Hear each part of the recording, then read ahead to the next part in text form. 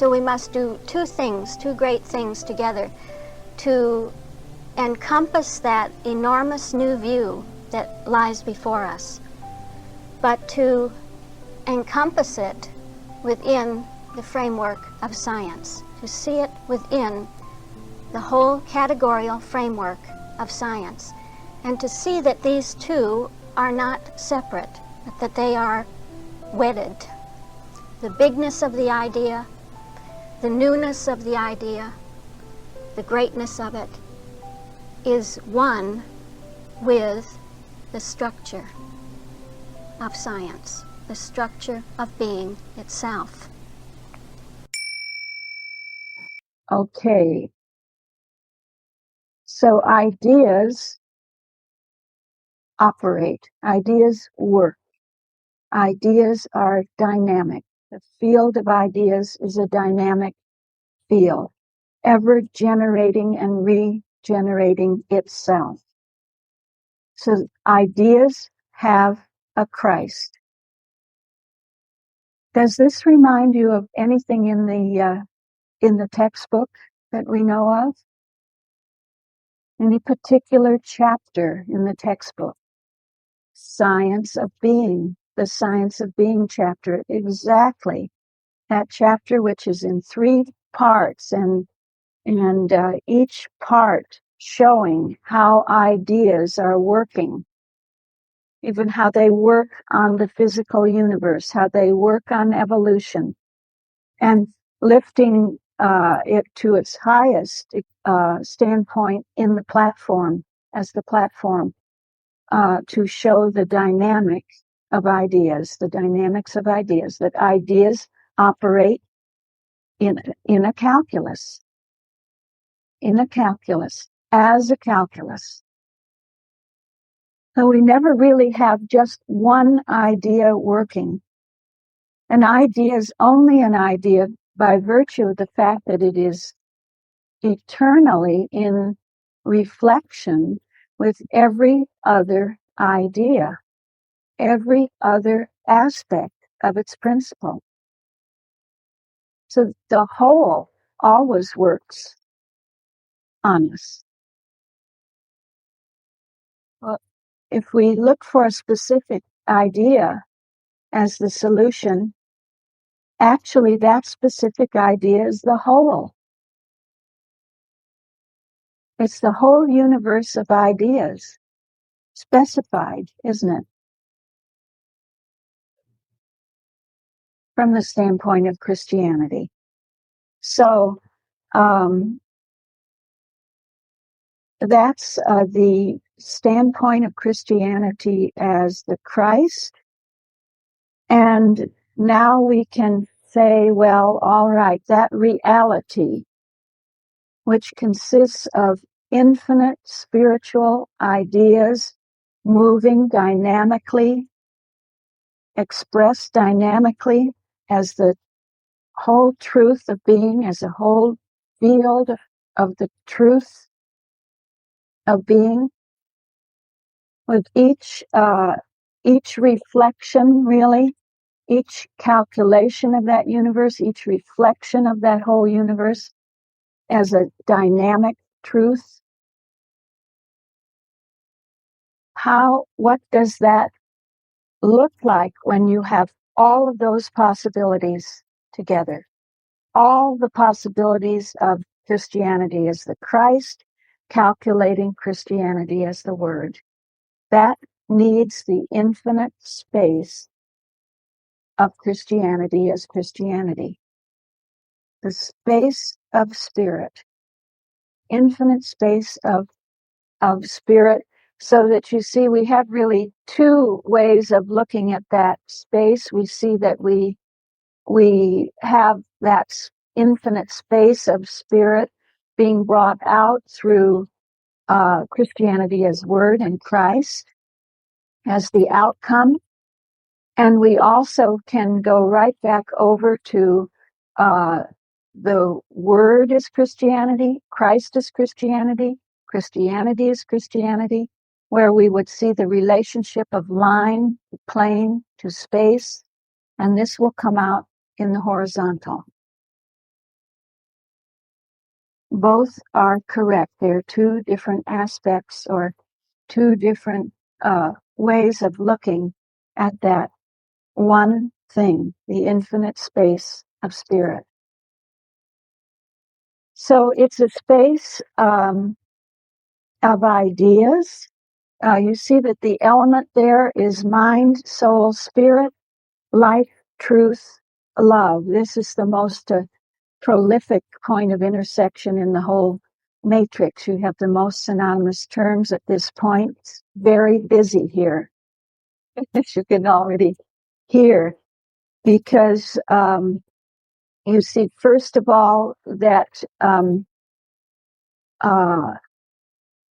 this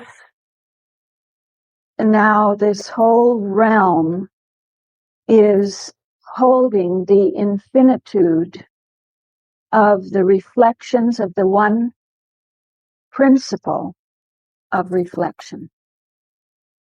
You see that? Have all the possibilities of the principle of reflection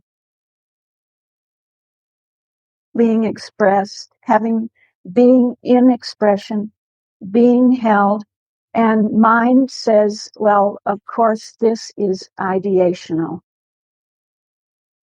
This is a space, the space of spirit, the infinite space of spirit is what do I want to say? Consists of ideas.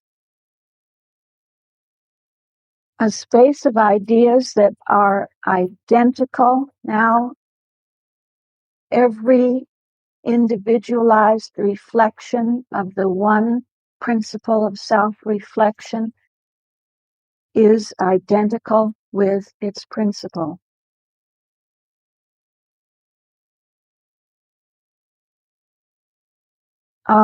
We have picked up now mind, soul. You hear soul, that identity. And spirit says, and is reflected in a universe of that principle, is reflected in a universe of that principle in its essence. It's a universe of the one person, capital P.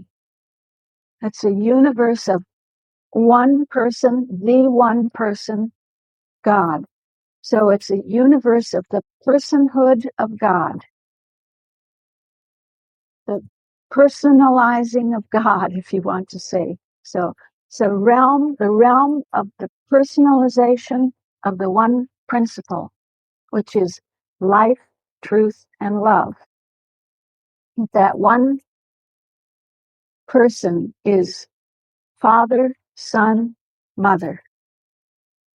And when that is expressed through ideas, we see that every idea or every individual reflection of that is a reflection of the fatherhood, a reflection of the fatherhood of God, the sonship of God, the motherhood of God, which specifically is introduced at the point of the Christ as the Word. Remember that? It was principle, life, truth, and love.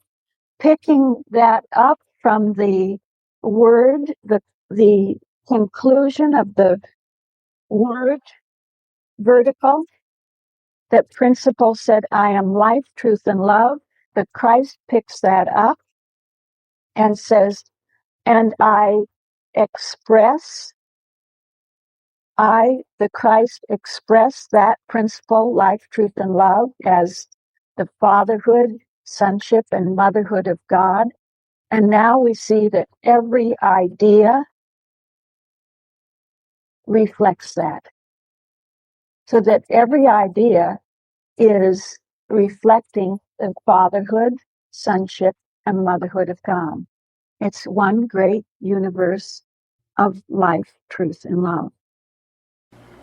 So this is a realm of the wholeness of the whole, the wholeness of the whole, a realm of a wholeness of wholenesses.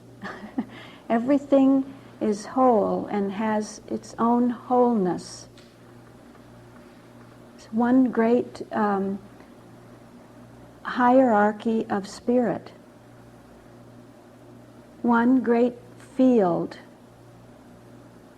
scientific field of the reflection of spirit, of the onlyness of spirit, the allness of spirit. And the science tone comes in then, and everything is lifted now by science, lifted to the omnipresence of science. I realized yesterday evening that we hadn't spoken about the omniscience. Let me just diverge for a moment and go back to that previous place in the flow of the Christ as science. You see, we saw in the Word as science the omnipotence as life, truth, and love. And we said that omnipotence is the power of God, but it is that power of God specifically as expressed as the Almighty Creator, as the Creator. And that was lifted up at the point of science to show that the essence of that question is life, truth, and love. That life, truth, and love is that which is declaring itself, is that which is stating itself, making a statement, giving a clarification on any issue. And we said that the clarification of every issue is a creative act. So the Creator, you see, the essence of the Creator, the essence of the self-organizing principle is life, truth, and love. That's the omnipotence of the Word, to be able to do that, to be that. When we come to the Christ, we see that one principle, life, truth, and love, is able to express itself in ideas, in individual ideas of itself, that there is no limit to the expression of that principle, and that every expression, every working of the whole of the Christ in Christian Science is bringing out, I don't like so much to see idea, but bringing out the one mind. The mind of Christ, establishing the mind of Christ. And this is what the two translations show, really, that the Christ wants to render that there be only one mind, that there's no other mind. So it's a working out to the point of total coincidence through the establishing of understanding, so that there's only one understanding, that the understanding of God is the understanding of man. It's the coincidence. And that we call the mind of Christ, that coincidence. And this is the omniscience. This is what we mean with the omniscience, that the result of that is the all-knowing mind, is that there is only one all-knowing mind. Then we come to that omnipresence. As I said, that the science aspect now of Christianity lifts the whole vertical higher, as though to say, but what is the real beingness of that realm? What is the real isness of that infinite universe of the self-reflection of God. The God beingness of it is life, truth, and love. So everything again is lifted to life, truth, and love, but in a different way than we saw it in the Word, where life, truth, and love is the Father, Son, and Mother. That God is Father, Son, and Mother. And here we see that the universe of the self-reflection of God is a universe of the fatherhood, sonship, and motherhood of ideas. That every idea or every reflection is a reflection of life, truth, and love. Okay? So that is fulfilling then the whole field of requirements for Christianity on the level of Christian Science. So that the calculus has been completed on that, in that vertical, and the shift now takes us right over to the vertical of science.